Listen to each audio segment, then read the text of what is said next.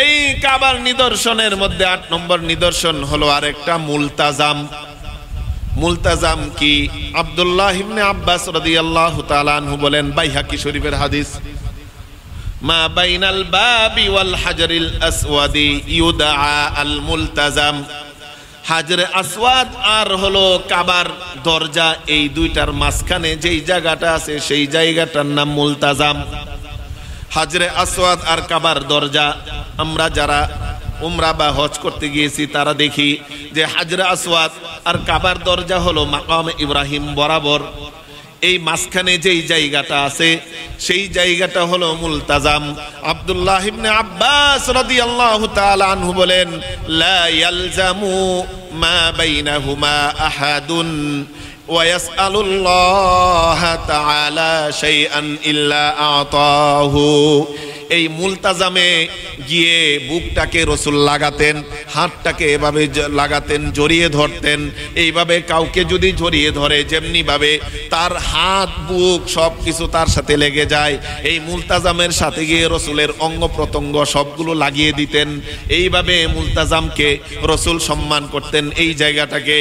আব্দুল্লাহ ইবনে আব্বাস বলেন, এই মুলতাজামকে মুলতাজামে স্পর্শ করে মুলতাজামে তার বুক লাগিয়ে কেউ যদি কোনো দোয়া করে, দোয়া করতে দেরি, সেই দোয়া আল্লাহ কবুল করতে দেরি করবে না। বলি সুবহানাল্লাহ। তাইলে এই মুলতাজাম হলো এই পবিত্র জায়গা একটি অন্যতম নিদর্শন। এই মুলতাজামে গিয়ে তার এই কাবাগরের সাথে নিজের শরীরটাকে মিলিয়ে দেওয়া, আগলিয়ে দেওয়া, এটা এবং দোয়া করা, সেটা একটা অন্যতম ফজিলত এবং বরকতপূর্ণ কাজ। أما بعد فقد قال الله تبارك وتعالى في كلامه المجيد وفي فرقانه الحميد. أعوذ بالله من الشيطان الرجيم. بسم الله الرحمن الرحيم.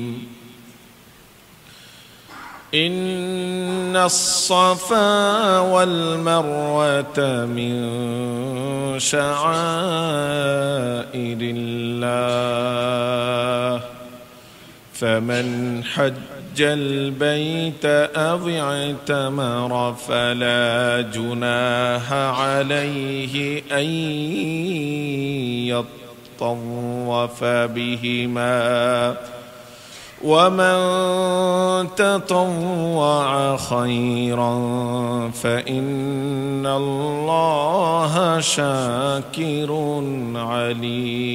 عليم.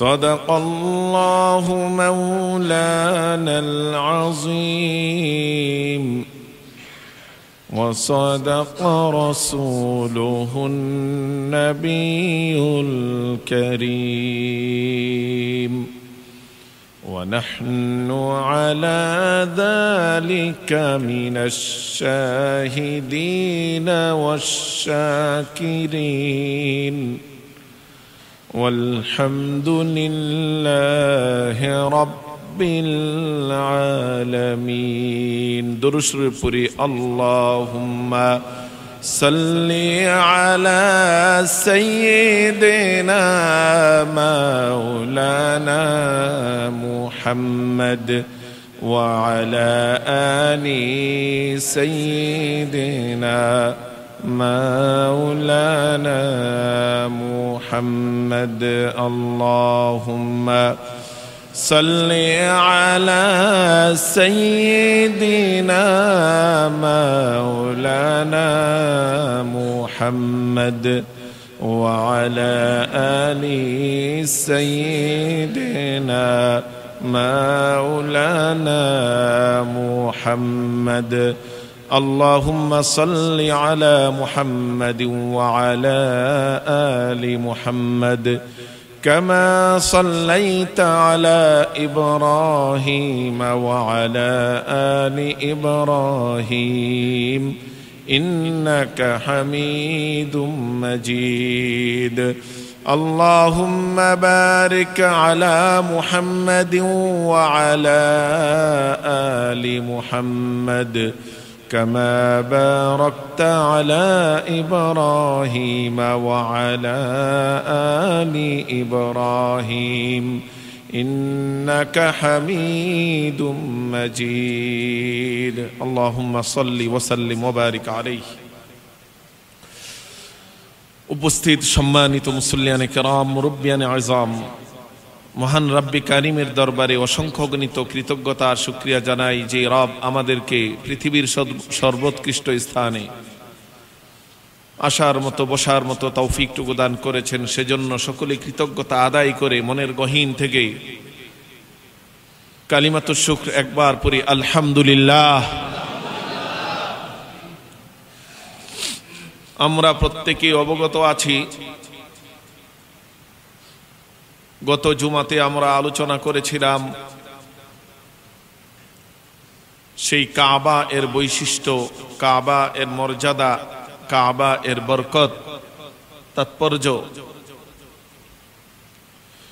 এই কাবা এবং কাবার প্রাঙ্গণের কি বরকত, তাৎপর্য, ফজিলত রয়েছে, এর ৬টি তাৎপর্য আমরা জেনেছিলাম।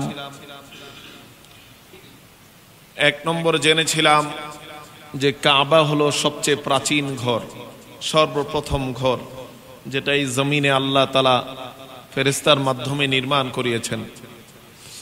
২ নম্বর জেনেছিলাম এই কাবার বৈশিষ্ট্য মুবারাকান, এটি বরকত এবং কল্যাণের আধার, সেখানে বরকত আর কল্যাণ খুঁজে পাওয়া যায় প্রতিটি পরতে পরতে। এবং ৩ নম্বর আমরা জেনেছিলাম কাবার বৈশিষ্ট্য হুদাল্লিল আলামিন, সেই কাবা সারা জাহানের মানুষের জন্য হেদায়েত নির্দেশক, পথের দিশারি, পথ প্রদর্শক। ৪ নম্বর বৈশিষ্ট্য আমরা জেনেছিলাম এই কাবা হলেন মাসাবাতান লিন-নাসি ওয়া আমনা, এই কাবা হলো নিরাপত্তা বিধানের একমাত্র কেন্দ্রস্থল। এই কাবা, কাবার আশেপাশে হারাম শরীফে, হারাম এলাকায় নিরাপত্তা আল্লাহ তাআলা ঘোষণা করেছেন। শুধু মানুষের জন্য নিরাপত্তা নয়, পশু পাখি পিপিলিকা পর্যন্ত সেখানে হত্যা করা কোনো হাজি, কোনো উমরা পালনকারীর জন্য জায়েজ নয়। ৫ নম্বর জেনেছিলাম সেই কাবার প্রান্তরে রয়েছে হাজর আসওয়াদ, জান্নাতি পাথর হাজরে আসওয়াদ।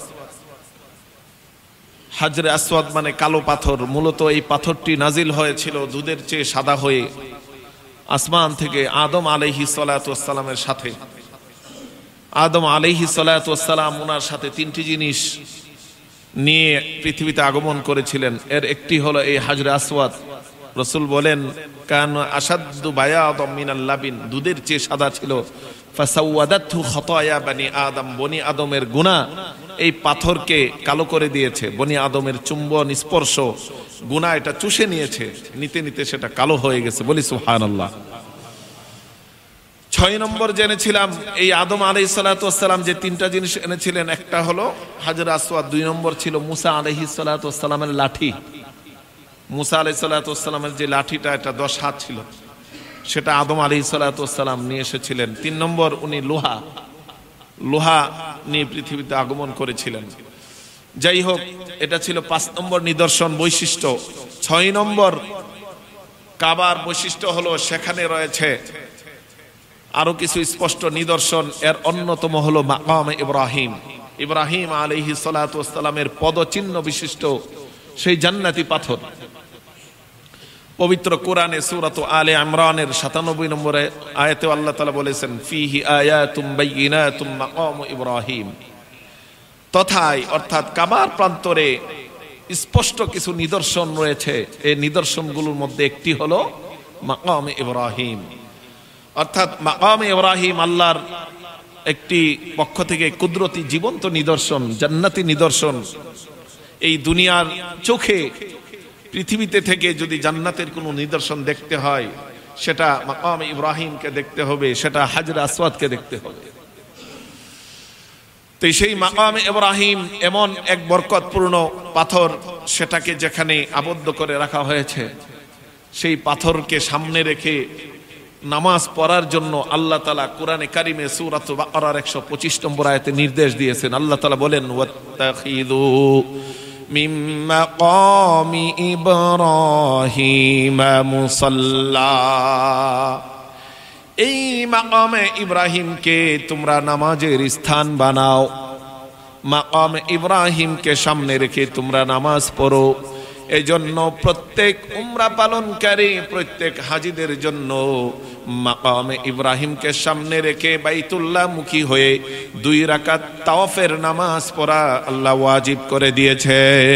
বলি সুবহানাল্লাহ। সেই মাকাম ইব্রাহিম কে সামনে রেখে নামাজ পড়ার বিধান নাজিল করার আগে উমর ইবনুল খাত্তাব রাদিয়াল্লাহু তাআলা আনহু মনে মনে ভেবেছিলেন, এই মাকাম ইব্রাহিমকে যদি আমরা নামাজের স্থান বানাইতে পারতাম। তার মনের অভিব্যক্তিটা আল্লাহর কাছে প্রকাশ করেছিলেন, রাসূলকে বলেছিলেন, ইয়া রাসূলুল্লাহ লাউ ইত্তাখাযনা মাকাম ইব্রাহিম মুসাল্লা, ও প্রিয় নবী, আমার মন চাই মাকাম ইব্রাহিমকে নামাজের স্থান বানাই। উমর ইবনুল খাত্তাব রাদিয়াল্লাহু তাআলা আনহু উনার জ্ঞান, দক্ষতা আর প্রজ্ঞায় এতই মহান ছিলেন, তাকওয়া আর খোদাবিধিতে এতই মহান ছিলেন, এই উমরের অভিমতের সাথে সামঞ্জস্যপূর্ণ করে আল্লাহ সূরাতুল বাকারার 125 নম্বর আয়াত নাজিল করে দিয়েছেন। বলি সুবহানাল্লাহ। আল্লাহ বলেন, ওয়াত্তাখিযু মিন মাকামি ইব্রাহিম মুসাল্লা, তোমরা মাকাম ইব্রাহিমকে নামাজের স্থান বানাও। তাওয়াফের পরে মাকাম ইব্রাহিমকে সামনে রেখে 2 রাকাত নামাজ পড়া ওয়াজিব। হ্যাঁ, যদি কেউ ভিড়ের কারণে সেখানে না পড়তে পারে, মসজিদে হারামের ভিতরে এই মাকাম ইব্রাহিমকে সামনে রেখে, কাবাকে সামনে রেখে নামাজ পড়তে হবে। তারপরে যদি কেউ না পড়ে, কাবার প্রাঙ্গণে কোথাও নামাজ পড়লে তার নামাজটা আদায় হবে, কিন্তু মাকাম ইব্রাহিমকে সামনে রেখে নামাজ পড়ার যেই ফজিলত সওয়াব, সেটা অর্জিত হবে না।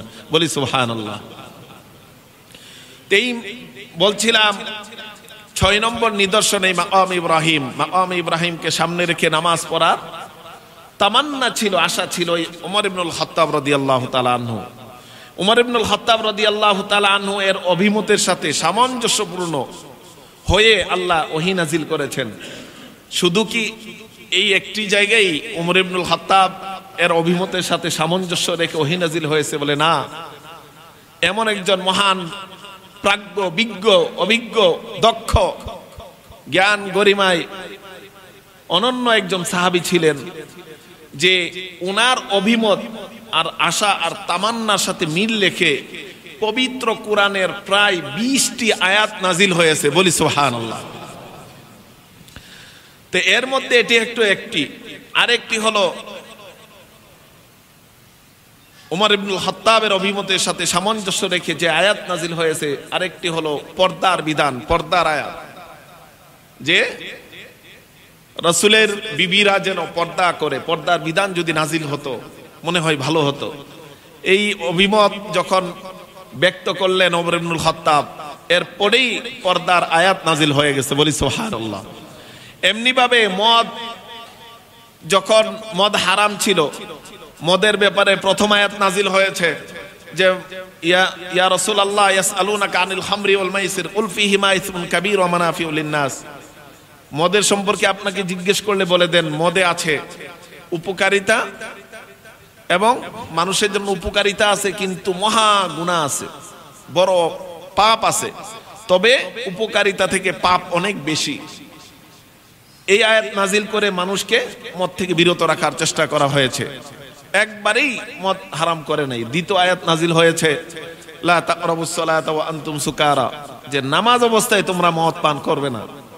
তো উমর ইবনুল খাত্তাব রাদিয়াল্লাহু তাআলা মনে তামান্না যে এই নামাজ অবস্থায় পান করবে না, এর তো মানুষ তো সে ফাসেক, মন চায় অনেক কিছু। আল্লাহ বাইয়িন লানা ফিল খামরি বায়ানান শাফিয়ান ওয়া কামিলান। ওমর ইবনুল খাত্তাব রাদিয়াল্লাহু তাআলা আনহু আল্লাহর কাছে দোয়া করছে, আল্লাহ মদের ব্যাপারে আপনি একটা পরিপূর্ণ বিধান নাজিল করে দেন। আল্লাহ তাআলা নাজিল করে দিয়েছেন, ইন্নামাল খামরু ওয়াল মাইসিরু ওয়াল আনসাব ওয়াল আজলাম রিজসুম মিন আমালিশ শাইতান। ও ওমর, তোমার অভিমতের সাথে সামঞ্জস্য রেখে আমি আল্লাহ আয়াত নাজিল করে দিলাম যে মদকে আজকের জন্য চিরদিনের জন্য দুনিয়ায় হারাম করে দিলাম। বলি সুবহানাল্লাহ। শুধু তাই না, মুনাফিক নেতা আব্দুল্লাহ ইবনে উবাই ইবনে সালুল, সে যখন মারা গেল, তার ছেলে আয়েশা বলতেছে, ইয়া রাসূলুল্লাহ, আমার বাবা মুনাফিক ছিল, যাই ছিল, আপনি কি করেন, একটু জানাজার নামাজ পড়াই দেন। তো মুনাফিক তো সে মার্কা মারা মুনাফিক, তার নামাজ পড়বে না। তারপরও তার সন্তানের, রসুল দয়ালু মায়াবী, রসুল হৃদয় সবার জন্যই কাঁদে, সে রাজি হলো, প্রিয় নবী রাজি হলেন যে ঠিক আছে, আব্দুল্লাহ ইবনে উবাই ইবনে সালুলের কি করব, আমি জানাজার নামাজ পড়াবো। এবং রসুলকে বললেন, ইয়া রাসূলুল্লাহ, আপনার জামাটা দিয়ে দেন, আমার এই জামাটা দিয়ে আমি তাকে কাফন করাতে চাই, এর মাধ্যমে যদি আল্লাহ তাকে মাফ করে দেয়। রসুল খুলে দিয়ে দিলেন, যাও আমার জামা নিয়ে যাও। যেই মুনাফিক নেতা সারা জীবন রসুলকে কষ্ট দিয়েছে, তার জন্য এত মায়া। বলি সুবহানাল্লাহ। উমর ইবনুল খাত্তাব রাদিয়াল্লাহু তাআলা আনহু, উনি মনে মনে খুব রাগান্বিত, যেই মুনাফিক ইসলামের শুরু থেকে নিয়ে এত কষ্ট দিয়েছে, তার জন্য রসুল এত কিছু করতেছে, তার জানাজা পড়বে। তার জানাজা পড়াটা উমর ইবনুল খাত্তাবের মন কোনোভাবেই মেনে নিচ্ছিল না, কিন্তু রাসূলকে তো কিছু বলতেও পারে না। আল্লাহ তাআলা আয়াত নাজিল করে দিয়েছেন, ওয়ালা তুসাল্লি আলা আহাদিম মিনহুম মাতা আবাদা ওয়ালা তাকুম আলা কবরি। ও নবী, এই সমস্ত মুনাফিকদের উপরে আপনি কোনোদিন জানাজার নামাজের জন্য দাঁড়াবেন না। বলি আল্লাহু আকবার। ওমর ইবনুল খাত্তাব রাদিয়াল্লাহু তাআলা আনহুর অভিমতের সাথে সামঞ্জস্য রেখে সেই আব্দুল্লাহ ইবনে উবাই ইবনে সালুলের উপরে জানাজার নামাজ পড়াকে নিষেধ করেছেন আল্লাহ। কোরআনের আয়াত নাজিল করে দিয়েছেন সূরাতুত তাওবায়। এমনি ভাবে বদরের যে বন্দী ছিল, তাদের ব্যাপারে উমর মত দিয়েছিলেন যে তাদেরকে হত্যা করা হোক। আবু বকর রাদিয়াল্লাহু তাআলা আনহু মত দিয়েছিলেন যে না, তাদেরকে মুক্তিপণ নিয়ে ছেড়ে দেওয়া হোক। আল্লাহ আয়াত নাজিল করে দিয়েছেন যে না, তারা এতই অপরাধী, তাদেরকে হত্যা করা হোক। উমরের অভিমতের সাথে ব্যক্ত রেখে আল্লাহ আয়াত নাজিল করেছেন। বলি সুবহানাল্লাহ। এমনি ভাবে প্রায় 20টি জায়গার স্থানে, আরো বেশি, অন্য একদিন ইনশাআল্লাহ বিস্তারিত আলোচনা করা যাবে, আল্লাহ তাআলা আয়াত নাজিল করেছেন। এর মধ্যে একটি হলো কি, মাকামে ইব্রাহিমকে সামনে রেখে নামাজ পড়তে চেয়েছিলেন উমর ইবনুল খাত্তাব রাদিয়াল্লাহু তাআলা আনহু। ওনার অভিমতের সাথে ব্যক্ত রেখে সামঞ্জস্যপূর্ণ করে আল্লাহ আয়াত নাজিল করে দিয়ে বলেন, ওয়াত্তাখিযু মিন মাকামি ইব্রাহিম মুসাল্লা। তোমরা মাকাম ইব্রাহিমকে নামাজের স্থান বানাও। এরপর থেকে মাকাম ইব্রাহিমকে প্রত্যেক উমরা পালনকারী, প্রত্যেক হাজি সাহেবান মাকাম ইব্রাহিমকে সামনে রেখে 2 রাকাত তাওয়াফের নামাজ পড়ে থাকেন। বলি সুবহানাল্লাহ। এটা ছিল ষষ্ঠ নিদর্শন, বাইতুল্লাহ তথা কাবার ষষ্ঠ নিদর্শন। সপ্তম নিদর্শন যেটা আজকে আমরা জানবো, সপ্তম 7 নম্বর নিদর্শন হলো রুকনে ইয়ামানি। রুকনে ইয়ামানি হলো হাজরে আসওয়াদ কাবা শরীফের যেই কোনায় স্থাপন করা আছে, তাওয়াফের সময় এর আগের কোনাকে বলা হয় রুকনে ইয়ামানি। অর্থাৎ তাওয়াফ করতে গিয়ে হাজরে আসওয়াদের যেই কোনা আছে, এর আগের কোনা যেটা অতিক্রম করা হয় সেটাকে বলে রুকনে ইয়ামানি। তো এটা কেন ইয়ামানি বলা হয়? এই কোনাটা সরাসরি ইয়ামান দেশের বরাবর, এজন্য এটাকে রুকনে ইয়ামানি বলা হয়। আরেকটা কোনাকে বলা হয় রুকনে শারকি, আরেকটা বলা হয় রুকনে গারবি, আরেকটাকে বলা হয় রুকনে শিমালি, উত্তর কোণ, পশ্চিম কোণ। যাই হোক, রুকনে ইয়ামানির ব্যাপারে বিশেষভাবে ফজিলত আছে। আব্দুল্লাহ ইবনে সায়েব রাদিয়াল্লাহু তাআলা আনহু থেকে বর্ণিত সুনানে আবু দাউদের 1892 নম্বর হাদিস। প্রিয় নবী সাল্লাল্লাহু আলাইহি ওয়াসাল্লাম এর ব্যাপারে আব্দুল্লাহ ইবনে সায়েব রাদিয়াল্লাহু তাআলা আনহু বলেন, সামিআতু রাসূলুল্লাহি সাল্লাল্লাহু আলাইহি ওয়াসাল্লাম ইয়াকুলু মা বাইনার রুকনাইন রব্বানা আতিনা ফিদ দুনিয়া হাসানাতাও ওয়া ফিল আখিরাতি হাসানাতাও ওয়া কিনা আযাবান নার। আব্দুল্লাহ ইবনে সায়েব রাদিয়াল্লাহু তাআলা আনহু বলেন, প্রিয় নবী সাল্লাল্লাহু আলাইহি ওয়াসাল্লাম এর মুখ থেকে আমি শুনেছি, উনি যখন এই হাজরে আসওয়াদ আর রুকনে ইয়ামানি এই দুই রুকনের দুই কোণার মাঝামাঝিতে আসতেন, তাওয়াফের মাঝে তাওয়াফ করতে করতে এই স্থানে যখন আসতেন, উনি আল্লাহর কাছে দোয়া করতেন, এই দোয়াটা করতেন, রব্বানা আতিনা ফিদ দুনিয়া হাসানাতাও, হে রব্বুল আলামিন আমাদেরকে এই দুনিয়ার সকল কল্যাণ দান করুন, ওয়া ফিল আখিরাতি হাসানাতান, আখিরাতের সকল কল্যাণ দান করুন, ওয়া কিনা আযাবান নার, এবং জাহান্নাম থেকে আমাদেরকে মুক্ত করে দিন। এই দোয়াটা প্রিয় নবী এই রুকনে ইয়ামানি এবং হাজরে আসওয়াদের মাঝামাঝি স্থানে যখন আসতেন এই দোয়াটা করতেন। কেন? এই দোয়াটা এই সময় করলে কবুল হয়, বলি সুবহানাল্লাহ। তাইলে দুনিয়ার সকল কল্যাণ, আখিরাতের সকল কল্যাণ যদি আমরা পেয়ে যাই আর যদি জাহান্নাম থেকে মুক্ত হয়ে যায়, এটাই তো পরিপূর্ণ সফলতা, আসল সফলতা, প্রকৃত সফলতা। রাসূল এই সময় আসলে, এইখানে আসলে দোয়াটা করতেন। শুধু তাই না, আরেকটি হাদিস তিরমিজি শরীফের 959 নম্বর হাদিস, যেটা উবাইদ ইবনে উমাইর রাহিমাহুল্লাহ, প্রখ্যাত তাবিঈ উমাইর রাহিমাহুল্লাহ, উনি বলেন যে আন্না ইবনে উমর কানা ইউজাহিমু আলার রুকনাইনি জিহামান মা রাআইতু আহাদান মিন আসহাবি রাসূলিল্লাহি সাল্লাল্লাহু আলাইহি ওয়াসাল্লাম। ইবনে উমর, আব্দুল্লাহ ইবনে উমর রাদিয়াল্লাহু তাআলা আনহুকে এই দুইটা রুকুনের মাঝখানে ভিড় ঠেলে সামনে চলে আসতেন।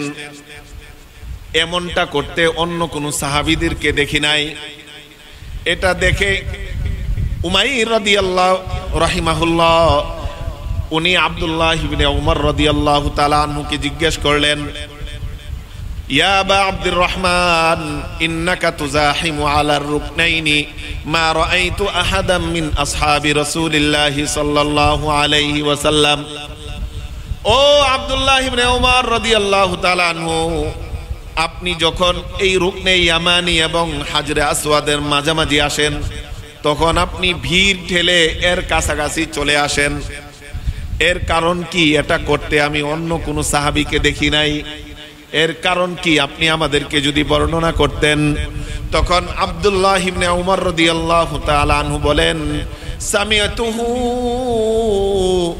ইয়াকুলু রাসূলুল্লাহ সাল্লাল্লাহু আলাইহি ওয়াসাল্লাম, রাসূলুল্লাহ সাল্লাল্লাহু আলাইহি ওয়াসাল্লামকে আমি বলতে শুনেছি, ইন্না মাসহাহুমা কাফফারাতুন লিল খাতায়া, এই রুকনে ইয়ামানি আর হাজরে আসওয়াদকে কেউ যদি স্পর্শ করে, এটার স্পর্শ কোনো ব্যক্তির গুনাহগুলোকে মোচন করে দেয়, বলে সুবহানাল্লাহ। এটার স্পর্শ ব্যক্তির গুনাহগুলোকে মিটিয়ে দেয়, এজন্য আমি এর কাছে আসি, এটাকে স্পর্শ করি। ওয়াসামিয়াতুহু ইয়াকুল, এমন কি আমি প্রিয় নবী সাল্লাল্লাহু আলাইহি ওয়াসাল্লামকে বলতে শুনেছি, মান তাফা হাদাল বাইতা উসবুআন ফাআহসাহু ফাকানা ইতরাবাতিন, কেউ যদি এই বাইতুল্লাহকে 7 বার তাওয়াফ করে, 7 বার তাওয়াফের বিনিময়ে আল্লাহ তার আমলনামায় একটি গোলাম আজাদ করার সওয়াব প্রদান করে দিবে। ওয়াসামিয়াতুহু ইয়াকুলু মান ওয়াদা'a কদামান ওয়া রাফা'a উখরা ইল্লা হাত্তাল্লাহু আনহু বিহা খাতিআতান ওয়া কাতাবা বিহা হাসানাতান, আর যদি এই তাওয়াফ করতে গিয়ে একটা পা রাখে আরেকটা পা যদি উঠায়, এই প্রতিটা কদমে কদমে আল্লাহ তার আমলনামায় একটা নেকি দিবেন এবং একটা গুনাহ মাফ করে দিবে। তাইলে এত এত সওয়াব এই রুকনে ইয়ামানির কে আব্দুল্লাহ ইবনে উমর ভিড় ঠেলে এসে কি করতেন, স্পর্শ করতেন, চুম্বন করতেন, মনে করতেন যে এটা স্পর্শ করলে গুনাহ মাফ হবে। এবং উনি তাওয়াফের ফজিলত এই হাদিসে বর্ণনা করেছেন। তাওয়াফ করলে কি ফজিলত, প্রতিটা কদমে কদমে গুনাহ মাফ হয়, সওয়াব হয়। তাওয়াফ করলে গোলাম আজাদ করার সওয়াব পাওয়া যায়। তো এই তাওয়াফ করতে আমাদের মনে আগ্রহ জন্মাই তো, মনে আগ্রহ আছে তো, ইচ্ছা আছে তো ইনশাআল্লাহ। এই 7 নম্বর নিদর্শন হলো এই রুকনে ইয়ামানি। আমরা যারা গিয়েছি তারা বুঝতে পারবো রুকনে ইয়ামানি কোনটা। তাওয়াফ শুরু করি যেখান থেকে হাজরে আসওয়াদ থেকে, ফিরে এসে যেই কোনা হাজরে আসওয়াদের আগে যেই কোনাটা আমরা পাই সেটা হলো রুকনে ইয়ামানি। সেই রুকনে ইয়ামানি হাজরে আসওয়াদের মাঝখানে যদি আমরা এই দোয়াটা করি, এই রব্বানা আতিনা ফিদ দুনিয়া হাসানাতাও ওয়া ফিল আখিরাতি হাসানাতাও ওয়া কিনা আযাবান নার, যেই দোয়াটা প্রিয় নবী করতেন, দোয়া করলে আল্লাহ এই দোয়াটা কবুল আর মঞ্জুর করে নেবেন, বলি সুবহানাল্লাহ। 8 নম্বর, এই কাবার নিদর্শনের মধ্যে 8 নম্বর নিদর্শন হলো আরেকটা মুলতাজাম। মুলতাজাম কি? আব্দুল্লাহ ইবনে আব্বাস রাদিয়াল্লাহু তাআলা আনহু বলেন, বাইহাকি শরীফের হাদিস, মা বাইনাল বাবি ওয়াল হাজারিল আসওয়াদি ইউদআ আল মুলতাজাম। হাজরে আসওয়াদ আর হলো কাবার দরজা, এই দুইটার মাঝখানে যেই জায়গাটা আছে সেই জায়গাটার নাম মুলতাজাম। হাজরে আসওয়াদ আর কাবার দরজা, আমরা যারা উমরা বা হজ করতে গিয়েছি তারা দেখি যে হাজরে আসওয়াদ আর কাবার দরজা হলো মাকাম ইব্রাহিম বরাবর, এই মাঝখানে যেই জায়গাটা আছে সেই জায়গাটা হলো মুলতাজাম। আব্দুল্লাহ ইবনে আব্বাস রাদিয়াল্লাহু তাআলা আনহু বলেন, লা ইয়ালজামু মা বাইনাহুমা আহাদুন ওয়া ইয়াসআলুল্লাহ তাআলা শাইআন ইল্লা আতাহু। এই মুলতাজামে গিয়ে বুকটাকে রসুল লাগাতেন, হাতটাকে এভাবে লাগাতেন, জড়িয়ে ধরতেন। এইভাবে কাউকে যদি জড়িয়ে ধরে, যেমনি ভাবে তার হাত বুক সব কিছু তার সাথে লেগে যায়, এই মুলতাজামের সাথে গিয়ে রসুলের অঙ্গ প্রত্যঙ্গ সবগুলো লাগিয়ে দিতেন। এইভাবে মুলতাজামকে রসুল সম্মান করতেন, এই জায়গাটাকে। আব্দুল্লাহ ইবনে আব্বাস বলেন, এই মুলতাজামে স্পর্শ করে, মুলতাজামে তার বুক লাগিয়ে কেউ যদি কোনো দোয়া করে, দোয়া করতে দেরি, সেই দোয়া আল্লাহ কবুল করতে দেরি করবে না, বলি সুবহানাল্লাহ। তাইলে এই মুলতাজাম হলো এই পবিত্র জায়গা একটি অন্যতম নিদর্শন। এই মুলতাজামে গিয়ে তার এই কাবাগরের সাথে নিজের শরীরটাকে মিলিয়ে দেওয়া, আগলিয়ে দেওয়া, এটা এবং দোয়া করা, সেটা একটা অন্যতম ফজিলত এবং বরকতপূর্ণ কাজ। 9 নম্বর নিদর্শন, জমজম কূপ। এই কাবা শরীফের 9 নম্বর নিদর্শন, জমজম কূপের ব্যাপারে আমরা সকলেই কম বেশি জানি। জমজম কূপের ইতিহাস, হাজেরা আলাইহিস সালাতু ওয়াস সালাম, যিনি ইসমাঈল আলাইহিস সালাতু ওয়াস সালামের প্রিয় আম্মা জান ছিলেন, আমাদের প্রিয় নবী মুসলিম জাতির পিতা ইব্রাহিম আলাইহিস সালাতু ওয়াস সালামের দ্বিতীয় সহধর্মিণী ছিলেন, স্ত্রী ছিলেন। উনাকে জনমানব শূন্য সেই মরুভূমিতে যখন ইব্রাহিম আলাইহিস সালাতু ওয়াস সালাম রেখে গেলেন, হাজেরার সাথে একটা মশক ছিল, পানির মশক, পানির পাত্র। এই পানি থেকে পানি পান করতেন, আর হাজেরার দুধ আসতো, শিশুপুত্র ইসমাইল সেই পানি থেকে পান করত, দুধ খেত। একদিন সেই পানি শেষ হয়ে গেল, হাজেরার বুকের দুধও শুকিয়ে গেল, আর দুধ নাই। কোনো কিছু না পেয়ে পুত্র ইসমাইল এতই চিল্লাচিল্লি কান্নাকাটি শুরু করেছে। হাজেরা অস্থির হয়ে এদিক সেদিক ছুটাছুটি করছে, দৌড়াদৌড়ি করছে। জনমানব শূন্য এলাকায় কাউকে পাওয়া যায় কিনা, মানুষ দেখা যায় কিনা, পানি পাওয়া যায় কিনা। তার সন্তান ইসমাইলের জন্য সে উৎকণ্ঠিত। যখন চতুর্দিক থেকে পৃথিবীটা অন্ধকার হয়ে আসছে, বাঁচার উপায় মনে হয় শেষ হয়ে যাচ্ছে, যখন সে মনে হয়েছে সমাধানের উপায় মনে হয় আর বের হবে না, তখন আল্লাহর উপর ভরসা করে সে একটা দৌড় দিয়ে একবার সাফা পাহাড়ে গেল। এখন তো আমরা জানি সেই বাইতুল্লাহ তাওয়াফের পরে মাকামে ইব্রাহিমকে সামনে রেখে নামাজ পড়ার পরে সাফা মারওয়ায় আমরা সাই করি, 7টা চক্কর লাগাই। সেই ইতিহাস কি আমরা সকলেই জানি। সেই হাজেরা আলাইহিস সালাতু ওয়াস সালাম পানি না পেয়ে সাফাতে একটা দৌড় দিলেন। তখন তো বর্তমান সময়ের মতো এমন সমতল ছিল না, তখন মরুভূমি আর পাহাড় ছিল, উত্তপ্ত গরম ছিল। সেই পাহাড়ে গেলেন, সাফাতে গিয়ে উঁচু হয়ে দেখলেন মানুষ দেখা যায় কিনা, কোথাও পানি দেখা যায় কিনা, কোথাও দেখে না। সাফা থেকে আরেক দৌড় দিলেন, মারোয়া পাহাড়ে গেলেন, মারোয়াতে উঠে দেখলেন কোথাও মানুষ দেখা যায় কিনা, পানি দেখা যায় কিনা। আবারও সাফাতে আসলেন, আবারও মারোয়াতে গেলেন। মাঝে এসে আবার শিশু ইব্রাহিম ইসমাইলকে দেখে গেলেন যে সে কি আসলে কি অবস্থায় আছে। বলল না, সে আগের অবস্থায় চিল্লাচিল্লি করতেছে, ছটফট করতেছে। এমনি ভাবে আবার চলে গেলেন, আবার দৌড়ানো শুরু করলেন। একবার সাফা থেকে মারোয়াতে যায়, মারোয়াতে থেকে আবার সাফায় আসে। এমনি ভাবে 7 বার দৌড়ানোর পরে জিবরাইল আমিন জিবরাইল আমিন আলাইহিস সালাতু ওয়াস সালাম আল্লাহর পক্ষ থেকে চলে এসেছেন। আসে জিবরাইলের পাখার মাধ্যমে সেইখানে জমজম কূপের উৎস তৈরি করে দিলেন। বলি সুবহানাল্লাহ। জিবরাইল তার পাখার মাধ্যমে বললেন, হাজেরা আর চিন্তা নাই, পানির জন্য এত দৌড়াদৌড়ি ছুটাছুটি, এই যে তুমি একমাত্র আল্লাহমুখী হয়েছো, এতদিন তোমার পানি ছিল মস্কে, মস্কের উপরে তোমার নির্ভরতা ছিল যে হয়তোবা পানি আমার এখানে আছে, তখন আর বাঁচার কোনো উপায় নাই, আল্লাহর দিকে সব কিছু ছেড়ে দিয়েছি, বাঁচার আশা, আল্লাহ নির্ভরশীল হয়ে গেছি। তখন আল্লাহ তাআলা সাহায্য সরাসরি এসেছে। বলি সুবহানাল্লাহ। এটা শুধু হাজেরা আলাইহিস সালাতু ওয়াস সালামের জন্য নয়, এটা শুধু নবীদের জন্য নয়, প্রত্যেক মুমিন যদি যে কোনো বিপদে মুসিবতে পড়ে, দুনিয়া অন্ধকার হয়ে আসছে, কেউ পাশে নাই, আল্লাহকে বলা ছাড়া আর কোনো উপায় নাই। আল্লাহকে বলবেন নীরবে নিভৃতে, রাতের আধারে কান্নাকাটি করবেন, ইনশাআল্লাহ আল্লাহর সাহায্য মুমিনের সাথে আসবেই আসবে। বলি আল্লাহু আকবার। এটা তো আল্লাহ তাআলার ওয়াদা।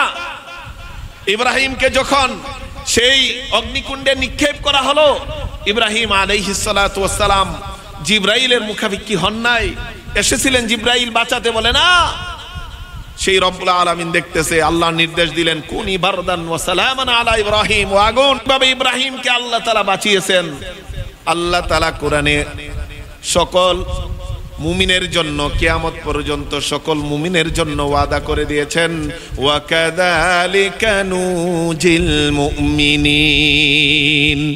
এই ইব্রাহিমকে যেমনি ভাবে আমি রক্ষা করেছি, যেমনি ভাবে ইসমাইলকে রক্ষা করেছি, যেমনি ভাবে এই সকল মুমিন মুসলিমদেরকে রক্ষা করেছি, নবীদেরকে রক্ষা করেছি, কিয়ামত পর্যন্ত যত মুমিন বিপদে পড়ে মুসিবতে পড়ে আমি আল্লাহর অভিমুখে হবে, আমি আল্লাহকে ডাকবে, আমি সেই মুমিনকে অবশ্যই অবশ্যই মুক্তি করে দিব, মুক্ত করে দিব, তাকে আমি বাঁচাবো। আল্লাহর ওয়াদা কোরআনে বলেছেন, সূরাতুল আম্বিয়াতে আল্লাহ তাআলা বলেছেন যে ওয়া কাযালিকা নুনজিল মুমিনিন।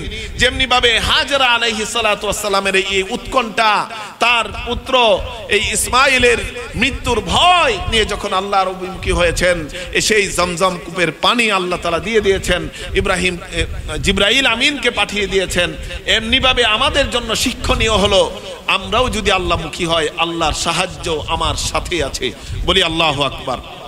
ইন তানসুরুল্লাহ ইয়ানসুরুকুম, তোমরা যদি আল্লাহর বিধান পালনে আল্লাহকে সাহায্য করো, আল্লাহর সাহায্য তোমার সাথে আছে। বলি সুবহানাল্লাহ।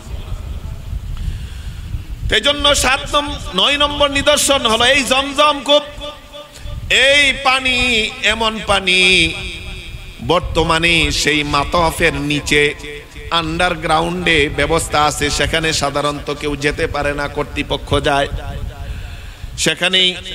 বর্তমানে প্রতিটা সেকেন্ডে সেই জমজম কূপ থেকে 1 সেকেন্ডে 100 লিটার পানি উত্তোলন করা হয়। অনেক মোটা মোটা সেই পাইপ, 1 সেকেন্ডে 100 লিটার, 1 মিনিটে 3600, 1 মিনিটে 3,600,000 লিটার, 1 সেকেন্ডে 100 লিটার, 1 মিনিটে 6,000 লিটার, আর 1 ঘন্টায় 3,60,000 লিটার। 1 ঘন্টায় 3,60,000 লিটার। 24 ঘন্টায় 86,40,000 লিটার পানি উত্তোলন করা হয়। বলি আল্লাহু আকবার। সেই জমজম কূপ থেকে প্রতিদিন প্রায় 86,40,000 লিটার পানি উত্তোলন করা হয়, তারপরেও সেই কূপের পানি কোনোদিন শুকিয়ে যায় না, শেষ হয় না। বলি আল্লাহু আকবার। তাইলে বোঝা গেল যে এই কূপ তো এসেছে সরাসরি আল্লাহর পক্ষ থেকে, এই কূপ কোনোদিন শেষ হবে না। এই কূপের পানি অত্যন্ত বরকতময় পানি। প্রিয় নবী সাল্লাল্লাহু আলাইহি ওয়াসাল্লাম এই কূপের পানি পান করতেন, দাঁড়িয়ে পান করেছেন, বসেও পান করেছেন। তাই দাঁড়িয়ে পান করেছেন, এজন্য আমাদের দাঁড়িয়ে পান করাও কি আদব, মুস্তাহাব, কিন্তু বসেও পান করা জায়েজ আছে। বসে পান করা অপরাধ নয়, বসেও পান করতে পারবে। এই জমজম কূপের পানির ব্যাপারে যে হাদিস, অনেকগুলো হাদিস আছে, আমরা যদি এক দুইটা হাদিস জানি। আন জাবির ইবনে আব্দুল্লাহ রাদিয়াল্লাহু তাআলা আনহু থেকে বর্ণিত, সুনানে ইবনে মাজা শরীফের 3062 নম্বর হাদিস। আব্দুল্লাহ ইবনে জাবির রাদিয়াল্লাহু তাআলা আনহু বলেন যে আমি রাসূলকে বলতে শুনেছি, মা উযামযাম লিমা শুরিবা লাহু, জামজামের পানি যেই উদ্দেশ্যে পান করা হয় সেই লক্ষ্য উদ্দেশ্য আল্লাহর রহমতে অর্জিত হয়। বলি সুবহানাল্লাহ। কেউ যদি জমজম কূপের পানি কোনো কল্যাণের জন্য, কোনো ভালোর নিয়তে, যদি কোনো নেক মাকসাদের নিয়তে যদি পান করে, আল্লাহ তাআলা এই জমজম কূপের পানির বিনিময়ে আল্লাহ তার নেক মাকসাদকে পূরণ করে দেন। শুধু তাই না, আরেক হাদিসে প্রিয় নবী সাল্লাল্লাহু আলাইহি ওয়াসাল্লাম বলেন, তাবরানী শরীফের 3912 নম্বর হাদিস, খায়রু মাইন আলা ওয়াজহিল আরদি মাউ জামজাম, এই পৃথিবীর বুকে সর্বশ্রেষ্ঠ পানি হলো জমজম কূপের পানি। ফিহি তুআমুম মিনাত তুউমি, সেই পানিতে খাবারের বৈশিষ্ট্য রয়েছে, খাবারের গুণাগুণ রয়েছে। এই জমজম কূপের পানি যদি সে কেউ পান করে, তার কোনোদিন খিদা লাগবে না। বলি আল্লাহু আকবার। ওয়া শিফাউম মিন দাইন, এই জমজম কূপের পানিতে রয়েছে শিফাউম মিনাস সুকুমি, সকল রোগের ঔষধ। বলি আল্লাহু আকবার। তাই জমজম কূপের পানি যদি আমরা কোন রোগ থেকে শিফার নিয়তে পান করি, প্রিয় নবীর হাদিস, সহিহ হাদিস তাবরানী শরীফের 3912 নম্বর হাদিসের আলোকে অবশ্যই আল্লাহ আমাকে আপনাকে রোগ মুক্তি দিবেন। বলি সুবহানাল্লাহ। শুধু তাই না, আবু যার গিফারি রাদিয়াল্লাহু তাআলা আনহু, উনি ইসলাম গ্রহণের পূর্বে সেই মক্কায় এসেছিলেন দেখতে যে প্রিয় নবীর কি অবস্থা। সেখানে প্রায় 30 দিন ছিলেন। 30 দিন পরে নবী যখন এই বাইতুল্লাহ সামনে আসলেন, আবু যরকে জিজ্ঞেস করলেন, তুমি কে, তোমার পরিচয় কি, তুমি কোত্থেকে আসছো? বলে আমি গিফার গোত্রের। ঠিক আছে, তুমি এখানে কতদিন যাবত আছো? যে 30 দিন যাবত আছি। তাইলে তোমার কে খাবার দিয়েছে? বলে কেউ খাবার দেয় নাই, আমি জমজম কূপের পানি পান করেছি। বলে পানি পান করে আমি 30 দিন পর্যন্ত আছি, কোনো খাবার খাই নাই, এর মধ্যেই আমি মোটা হয়ে গেছি, আমার পেটে চর্বি জমে গেছে। বলি সুবহানাল্লাহ। জমজম কূপের পানি 30 দিন পান করার কারণে পেটে নাকি চর্বি জমে গেছে। প্রিয় নবী বলেন এজন্যই যে এই পানিতে খাবারের বৈশিষ্ট্য আছে, খাবারের গুণাগুণ আছে। কেউ যদি এটা পান করে যে আল্লাহ এই পানের উদ্দেশ্য হলো আমি খাবারের গুণাগুণ পাওয়া, আল্লাহ তার সেই উদ্দেশ্য অনুযায়ী খাবারের বৈশিষ্ট্য সেখানে দান করে দিবেন। বলি সুবহানাল্লাহ। এজন্য সাহাবায়ে কেরাম উমর ইবনুল খাত্তাব রাদিয়াল্লাহু তাআলা আনহু যখন এই জমজম কূপের পানি পান করতেন, উনি দোয়া করতেন, আল্লাহুম্মা আশরাবু লিজামাই ইয়াউমাল কিয়ামাহ, আল্লাহ এই জমজম কূপের পানি আমি পান করতেছি কিয়ামতের দিন যেই পিপাসা লাগবে সেই পিপাসা নিবারণের জন্য। বলি সুবহান। কিয়ামতের দিন যেন পিপাসা না লাগে, এই উদ্দেশ্য করে উমর ইবনুল খাত্তাব রাদিয়াল্লাহু তাআলা আনহু জমজমের পানি পান করতেন। কত বরকতপূর্ণ পানি। আব্দুল্লাহ ইবনে আব্বাস রাদিয়াল্লাহু তাআলা আনহু যখন জমজম কূপের পানি পান করতেন দোয়া করতেন, আল্লাহুম্মা ইন্নী আসআলুকা ইলমান নাফিআ ওয়া রিজকান ওয়াসিআ ওয়া দাআম মিন কুল্লি দাইন ওয়া দাওয়াআম মিন কুল্লি দাইন। আল্লাহ আপনার কাছে আমি উপকারী ইলম চাই, পবিত্র রিজিক চাই এবং সকল রোগ মুসিবত থেকে আমি মুক্তি চাই। আব্দুল্লাহ ইবনে আব্বাস রাদিয়াল্লাহু তাআলা এই দোয়াটা করতেন জমজম কূপের পানি পান করার সময়। আল্লামা ইবনুল কাইয়িম রাহিমাহুল্লাহ উনি বলেন, একবার আমি মক্কায় ছিলাম, তাওয়াফের পরে আমি অসুস্থ বোধ করছিলাম, আমি অসুস্থ, সেখানে কেউ আমার পাশে নাই। একজনকে বললাম, ভাই একটু জমজম কূপের পানি এনে দেন। জমজম কূপের পানি খাওয়ার পরে আমি সাথে সাথে সুস্থ হয়ে গেলাম। বলি সুবহানাল্লাহ। এমন অসংখ্য গণিত ঘটনা আছে যে আপনি যদি আসলেই কোনো কল্যাণের জন্য, কোনো নেক নিয়তে, হ্যাঁ কোনো খারাপ নিয়তে যদি করেন, উল্টা ফল কিন্তু হবে, সাবধান। কেউ প্রেমে সফলতার জন্য, কেউ অন্যের সম্পদ কি করার জন্য, অন্যায়ভাবে দখল করার জন্য যদি সেই জমজম করে পানি খেয়ে দোয়া করেন, আল্লাহ এটা যেন আমি পেয়ে যাই দেন, উল্টা কিন্তু রিয়াকশন হবে। তাই কোনো অকল্যাণের জন্য, মন্দ কাজের জন্য আপনি দোয়া করবেন না কোনোদিনেই। জমজম কূপের পানি খেও না, না খেও না, কারণ সেই দোয়ার ফল উল্টা হয়। এজন্য যে কোনো কল্যাণ আর বরকতের জন্য যদি আমরা জমজম কূপের পানি খাই, আল্লাহ বরকত দান করবেন। তো এই জমজম কূপের পানি সরাসরি খাওয়ার সেই নিয়ত আছে তো ইনশাআল্লাহ আমাদের। সেই 9 নম্বর নিদর্শন আমি সংক্ষেপে শেষ করছি। 10 নম্বর আরেকটি নিদর্শন হলো সাফা মারওয়া পাহাড়। যেই সাফা মারওয়া পাহাড়ের একটু আগে শুনেছি এই জমজম কূপের উৎস, সেখানে দৌড়াদৌড়ি কারণে আল্লাহ জমজম কূপ দিয়েছে। কিন্তু এই সাফা মারওয়া পাহাড়ে জাহিলি যুগে 2টা মূর্তি ছিল, 2টা মূর্তি রাখতো। একটির নাম হলো ইসাফ আর কি হলো নিয়ালি। সাফাতে ছিল ইসাফ আর মারওয়াতে ছিল নিয়ালি। এই 2টা মূর্তি রাখতো। ইসলাম পরের যুগে এই এখানে কি করা, সাই করা, সাহাবায়ে কেরাম বললেন যে না, জাহিলি যুগে এখানে সাই করতো কেন? মূর্তিকে খুশি করার জন্য। তাই আমরা যদি এখানে সাই করি তাহলে কি হবে? মূর্তিকে খুশি করা হবে। এজন্য আমরা সাই করব না। এই সাফা মারওয়ার মাঝখানে যেই দৌড়াদৌড়ি সেটা করব না। কিন্তু আল্লাহ তাআলা বলেন যে না, যে গুনাহ করেছে, যে পাপ করেছে, যে মূর্তিকে ইলাহ রূপে গ্রহণ করেছে, সে তো কাবা ঘরের ভিতরেও মূর্তি রেখেছে, সেটার সাথে কোনো সম্পর্ক নাই। কিন্তু সাফা মারওয়া এমন 2টি পাহাড়, আল্লাহর নিদর্শনের অন্যতম 2টি নিদর্শন। সূরাতুল বাকারার 158 নম্বর আয়াত নাজিল করে দিয়ে বলেন যে না, সাফা মারওয়াতে সাই করাতে কোনো অপরাধ নেই, দোষের কিছু নাই। বরং সেই সাফা মারওয়ার সাই ছাড়া কোনো উমরা পরিপূর্ণ হবে না, কোনো হজ পরিপূর্ণ হবে না। বলি আল্লাহু আকবার। আল্লাহ তাআলা বলেন, ইন্নাস সাফা ওয়াল মারওয়াতা মিন শাআইরিল্লাহ ফামান হাজ্জাল বাইতা আও ইতামারা ফালা জুনাহা আলাইহি আন ইয়াতাওয়াফা বিহিমা।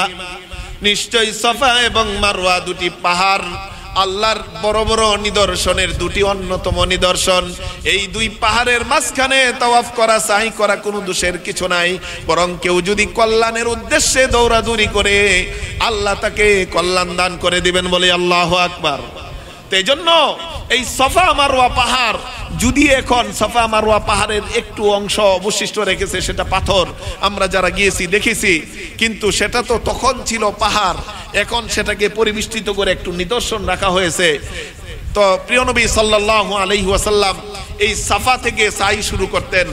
মুসলিম শরীফের 1218 নম্বর হাদিস, প্রিয় নবী বলেন যে আবদা বিমা বাদা আল্লাহু বিহি। এই তাওয়াফের শেষে রাসূল চলে আসতেন কোথায়? এই সাফা মারওয়ার সাফার পাশে এসে বলতেন, আল্লাহ যেই পাহাড় নিয়ে শুরু করেছে, যেই পাহাড়ের কথা বলে কোরআনে শুরু করেছে, সেই পাহাড় থেকে আমি তাওয়াফ শুরু করব। আল্লাহ তাআলা সাফা মারওয়া পাহাড়ের নাম প্রথমে উল্লেখ করেছে, এজন্য রাসূলের তাওয়াফও সাফা থেকে শুরু হয়েছে। বলি আল্লাহু আকবার। তো সেখানে রাসূল তাওয়াফ শুরু করার আগে রাসূল সেখানে গিয়ে কিবলামুখী হয়েছে। ফাস্তাকবালাল কিবলাতা, সাফার উপরে উঠে কিবলামুখী হয়ে সেখানে রাসূল দোয়া করেছেন। যেই দোয়া সেখানে করা হবে, আল্লাহ দোয়াটাকে কবুল করে নেবেন। বলি সুবহানাল্লাহ। তাইলে সাফা পাহাড়ে উঠে কিবলামুখী হয়ে আপনি মনে মনে দোয়া করবেন। যেই দোয়া করবেন নবীজি দোয়া করেছেন। উলামায়ে কেরাম বলেন, মুফাসসিরিনে কেরাম বলেন, বুজুর্গানে দিন বলেন, যেহেতু নবীজি সেখানে উঠে দোয়া করেছেন, সেখানে উঠে যদি কিবলামুখী হয়ে কেউ দোয়া করে, আল্লাহ তার দোয়াটাকে কবুল আর মঞ্জুর করে নেবেন। আপনি যেখানেই দোয়া করবেন, বিভিন্ন নিদর্শন, সেখানেই দোয়া কবুল। প্রথমে কাবা দেখে যেই দোয়া করবেন, সেই দোয়াও কবুল। রুকনে ইয়ামানি, রুকনে হাজার আসওয়াদের মাঝখানে যেই দোয়া করবেন, দোয়া কবুল। মুলতাজামের কে ধরে আগলিয়ে রেখে যেই দোয়া করবেন, দোয়া কবুল। সেই সাফা মারওয়ার কি সাফা মারওয়াতে যখন আপনি সাই করবেন, সাই করার আগে কিবলামুখী হয়ে আপনি যেই দোয়া করবেন সেই দোয়া কবুল, আরাফার দিনে যেই দোয়া করবেন সেই দোয়া কবুল। এজন্য এই দোয়া কবুলের অন্যতম খনি হলো সেই কাবা, কাবার প্রাঙ্গণ, কাবার প্রান্তর। আসুন সেখানে আমরা যাওয়ার নিয়ত করি, উমরা করার নিয়ত করি, হজ করার নিয়ত করি, এই আল্লাহর অন্যতম নিদর্শনাবলী দেখার নিয়ত করি। 10 নম্বর নিদর্শন হলো এই সাফা মারওয়া। এই সাফা মারওয়ার পাহাড়ে 7টি চক্কর লাগাতে হয়। 7 চক্কর দৌড়াদৌড়ি করা ব্যতীত কোনো কি হয় না, মানে হজ এবং উমরাকারীর যেই ওয়াজিব আছে ওয়াজিব কাজ পরিপূর্ণ হয় না। এছাড়াও সেই কাবার সেই হজের সাথে জড়িয়ে আছে আরাফার দিন, আরাফার প্রান্তর, মুজদালিফার প্রান্তর, ইসলামী ইতিহাসের আরো অনেক অনেক ঐতিহ্য ইতিহাস।